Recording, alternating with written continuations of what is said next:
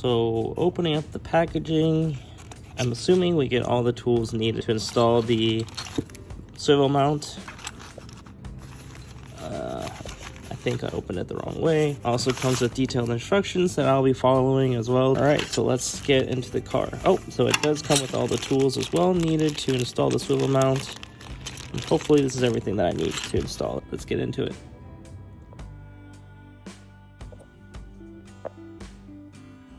That's useless. Nope. So I don't have what I need. How do I screw that? Finally making progress. You gotta take off these two with the T. I think this is a T20. That's the part that we're missing, right, from the kit? I think so. And you want to use screen cleaning mode, by the way, for all of this. Alright, so I've successfully taken off that. You're gonna want to keep these two screws that we just took off. And this should be just hanging here. Alright, got my stuff. Going home. Let's try to get this done before the sun sets. Leaving the Home Depot. Let's go home. We got our stuff. Let's go home while the sun is still up and try to get this thing installed. I did not think that was going to be this difficult. Oh yeah, all the tools are included. Everything you need to install it is in the box. All right. Bought some more tools. Let's try this again. Oh yeah.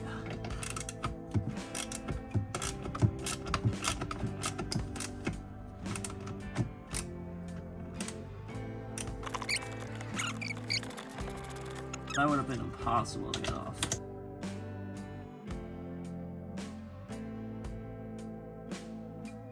Yeah, it's getting off.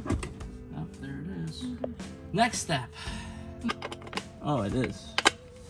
Oh, they finally gave me a useful tool. Okay, let me go back to my instructions video. So this next step is we're going to pull this white thing up. Or attempt to pull this white thing up.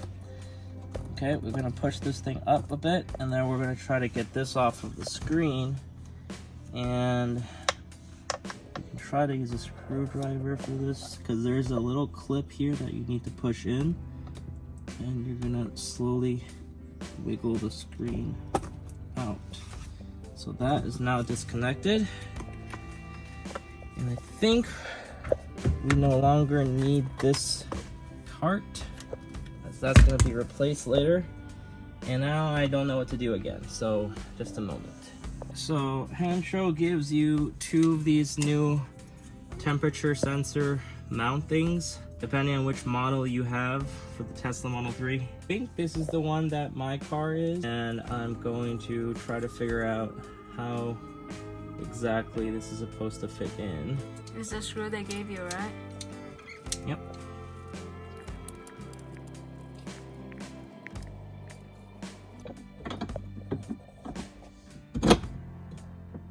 Okay. There we go.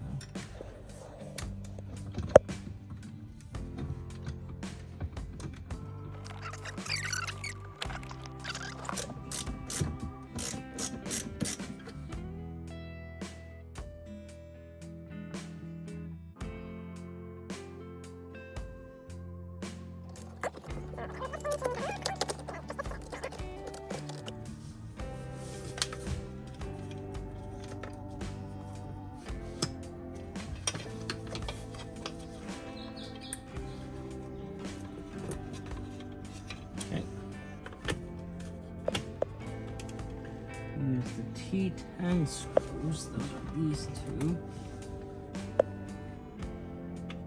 So when you're putting these screws back in, it doesn't actually have a spot where you can, it actually isn't big enough for you to screw it back in.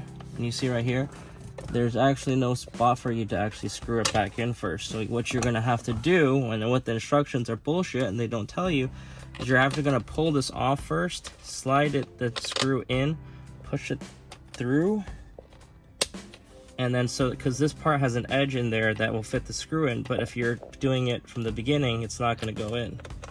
I hope that explains it good. So I push this screw through first by pulling this part up. so that it can go through in this little spot, because else the screw will be like up here and you're never going to be able to screw that in there. And I just turn off my...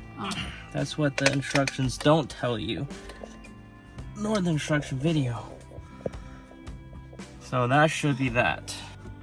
It's supposed to go in at an Angle. angle. Oh. There we go. Oh, there it is. And then... How do you secure it? That's a good question. I don't know. Let me figure it out. These are extremely tricky. You're gonna have to play with it. The video that make it seem much easier than it is, but you're gonna have to play with it and try to find the right angle. I think I just got it, so I'm not gonna mess with it anymore.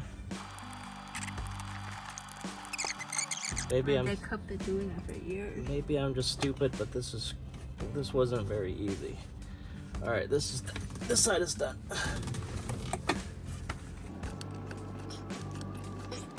All right, that's tight.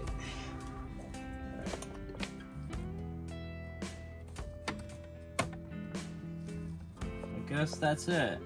It is now installed, functional. We got the swivel mount going. And just like that, yeah, you took way too long. And it was definitely not as easy as I thought it was gonna be, but it's successfully installed. We're good on the mount, and look at that, we can change this so many angles.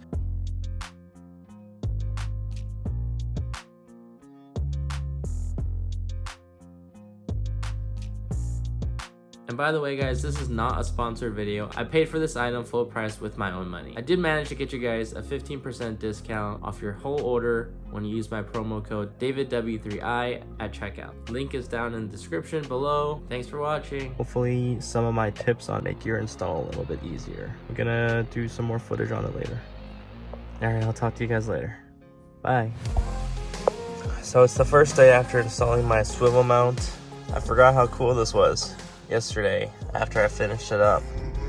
So my first impressions after driving with this thing is that, you know what, it actually helps me see the screen a lot better, obviously, because it's slanted towards me. It feels a little bit closer to me as I can actually reach both to the sides of the screen without having to really stretch myself in my seat. I can actually touch everything while I'm not laying down, but laying against my seat. That's actually really different, and I really like that. I kind of like where it sits now versus on the original, because when you install the swivel mount, it actually lowers your screen a little bit. It is a little bit more comfortable for me, and it's a little bit more slanted inwards. Obviously, it doesn't have to be, but I really like the fact that it is, and I can do that. Looking down upon it, it's more comfortable and natural for me on my eyes. Obviously, the most comfortable for me would probably be like this, in which case I kind of feel like a cop. Also, I haven't tried pulling this out recently. If I do this, I'm sure I can still probably put my MagSafe enabled phone on there. This is kind of what I'm looking at now every day when I'm driving. Even the blind spot camera is pretty good to have like this, so I can see a lot more information without even having really to turn my head. Kind of just see the road, and I can also just kind of look down a little bit to my right, and I can see so much information here. Obviously my speed, and if I did need to turn, I can see the blind spot cameras. I can do a lot more stuff, and all of it is easily accessible with my hand just reaching out a little bit. It's very good. Probably will have to get used to the screen being a little bit lower, because now it's going to be a little bit more difficult to put my phone in. Not really. That felt very comfortable and easy. I think it's just muscle memory at this point.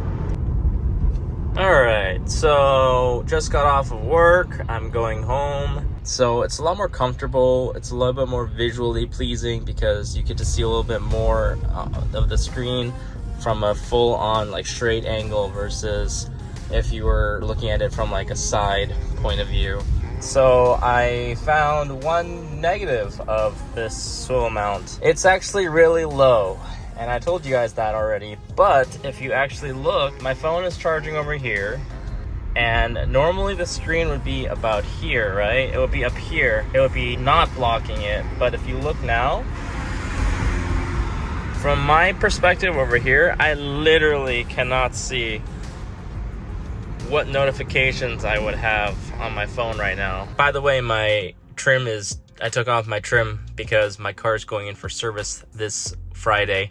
So I don't want them to blame rattling noises of any sort on my accessories. So that's why it's back to normal. But like I said, if you're driving and you're looking down, this is what you're gonna see. Is it a deal breaker for me? Not really. And all I really care about is that my phone is charging, and that's it. Obviously, if you're sitting in the passenger seat, you're actually gonna be getting a much better view of what's going on down there, I guess, rather than me. So you're actually able to see the whole phone from the side of the screen. So that's pretty cool. I'll check in if I think of anything else. Now we're gonna do... Ah! Oh my god, Bobbins, that could have killed me. What is not gonna